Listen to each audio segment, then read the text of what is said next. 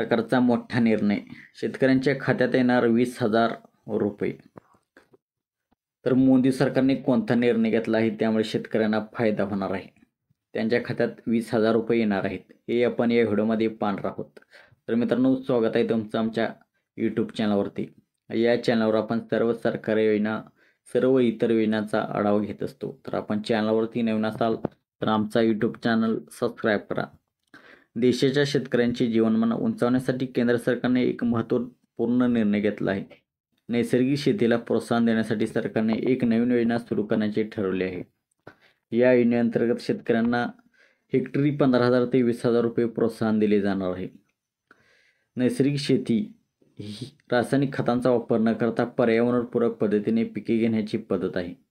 या पद्धतीमुळे मातीची गुणवत्ता सुधारते, पाणी वाचते आणि पर्यावरण प्रदूषण कमी होते।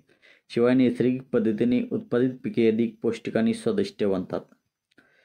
तर केंद्र सरकारने national mission for natural farming या योजनेला मंजुरी दिली आहे। या योजनेअंतर्गत देशभरातील 7.5 लाख हेक्टर जमिनीवर नैसर्गिक शेतीला प्रोत्साहन दिले जाणार आहे। यासाठी सुमारे 2500 कोटी रुपये खर्च करण्याचा सरकारने विचार केला आहे।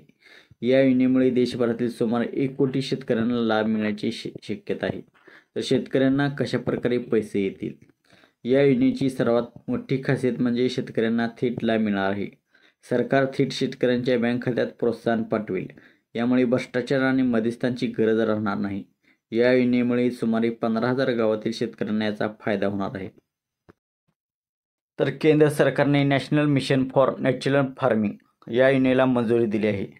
या योजनेअंतर्गत शेतकऱ्याला हेक्टरी 20,000 रुपये प्रोत्साहन मिळणार आहे आणि नैसर्गिक शेती करण्यासाठी प्रोत्साहन मिळणार आहे।